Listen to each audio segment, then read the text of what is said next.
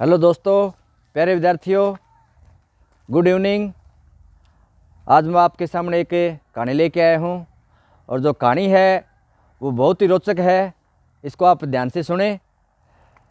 कई बार क्या होता है कि अपन क्या करते हैं कि दूसरों की लोगों की निंदा करके बुराई करके आनंद लेते हैं और हमें भी रस आने लगता है कि हाँ फलाने की मैंने निंदा की। लेकिन जो अपन निंदा करते हैं दूसरे लोगों की, वो निंदा अपने पास वापस लौट के आती है। लेकिन अपन भ्रम में रहते हैं कि हाँ मैंने उसकी निंदा की और उसको मैंने बुरा भला किया, कहा तो मेरे को अच्छा लगा, उसको बुरा लगा, मैं बहुत खुश हूँ। इसके ऊपर मैं एक छोटी सी आपको कहानी सुनाता हूँ। कहानी क्या है कि एक बार अपने पुराने समय की बात है। राजा पृथु नाम का राजा सुबह सुबह अपने घोड़े होते हैं उनके तबेले में जाता है और उसका निरीक्षण करता है। वहीं पर क्या होता है कि एक साधु भिक्षा मांगने के लिए सुबह सुबह आ टपकता है। तो राजा सुबह सुबह साधु को देख के गुस्से में हो जाता है और उसकी निंदा करनी शुरू कर देता है, उसको भला बुरा कहता है। और वो क्या करता है कि घोड़ों का जो तबेला था उसमें लीद पड़ी हुई थी, वो लीद उसके भिक्षा पात्र में डाल देता है। और साधु राजा की तरफ देखता है लेकिन कुछ कहता नहीं और आराम से वहाँ से चला जाता है। थोड़े दिन बाद में क्या होता है कि राजा जो पृथु नाम का राजा है वो शिकार खेलने के लिए जंगल में जाता है। वहाँ पे एक कुटिया के पास में विश्राम करने के लिए ठहरता है। तो क्या देखता है कि वहाँ पे घोड़ों की जो लीद है उसका ढेर लगा हुआ बड़ा सारा। उनको राजा को अचंभा होता है कि यहाँ पे कोई तबेला भी नहीं है, घोड़े भी नहीं है, लीद कहाँ से आई। तो अंदर जाके वो पुकारता है तो अंदर से एक साधु निकलता है। तो राजा है वो साधु से पूछता है कि यहाँ पे कोई तबेला भी नहीं है, घोड़े भी नहीं है, लीद कहाँ से आई। तो उन्होंने कहा कि एक बार मैं कहीं से भिक्षा मांगने के लिए गया था तो एक राजा ने मेरे को भिक्षा के रूप में ये दी थी। तो वो राजा है वो सारी बात समझ जाता है। लेकिन एक बात तो उनको अचंभित करती है। राजा पूछता है कि घोड़े की जो लीद है ये थोड़ी सी थी, ज़्यादा कैसे हुई।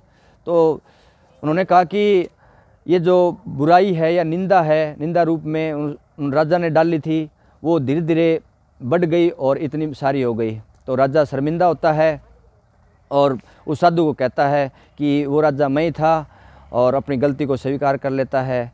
तो वो राजा उस साधु से पूछता है कि ये जो मैंने आपकी निंदा की या आपको बुरा भला किया, इसका उपाय क्या है, इसको कम करने का उपाय क्या है। तो साधु क्या कहता है राजा को कि आप ऐसा कीजिए कि एक ऐसा काम कीजिए कि जो लोगों को दिखने में गलत लगे और लोगों आपके काम मतलब ख़राब नहीं हो और लोग आपकी बेवजह निंदा करें। तो एक उपाय बताता है कि आप ऐसा करना कि आप शहर में चौराहे पे पास बैठ जाना और वहाँ पे एक शराब की बोतल लेके और झूठी जो अभिनय है शराब पीने का वो करना आप। तो आपकी लोग निंदा करेंगे, बार बार में वहाँ पे आएंगे। तो राजा ऐसा ही करता है। वो क्या करता है कि चौराहे के पास में बैठ जाता है और बीचों बीच वहाँ पे वो बोतल लेके, दारू की बोतल लेके और पीने का अभिनय करता है, नृत्य करता है। लोग आते रहते हैं, जाते रहते हैं और कहते हैं कि कैसा व्यक्ति है, कैसा राजा है ये, इसको राजा को होश ही नहीं है, शराब पी रहा है, अभिनय कर रहा है। तो इस प्रकार आते जाते लोग उसकी निंदा करते करते शाम हो गई। फिर वो राजा वापस उसी कुटिया के पास जाता है। तो वहाँ पे क्या देखता है कि वास्तव में जो घोड़े की जो लीद थी वो छोटा रूप धारण कर चुकी थी।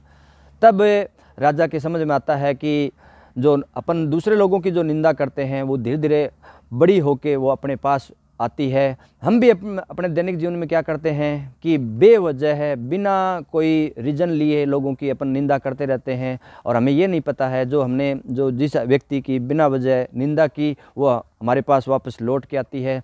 इसलिए मैं भी ये कहना चाहता हूँ कि बेवजह किसी को परेशान नहीं करें, दूसरे लोगों की आप निंदा नहीं करें।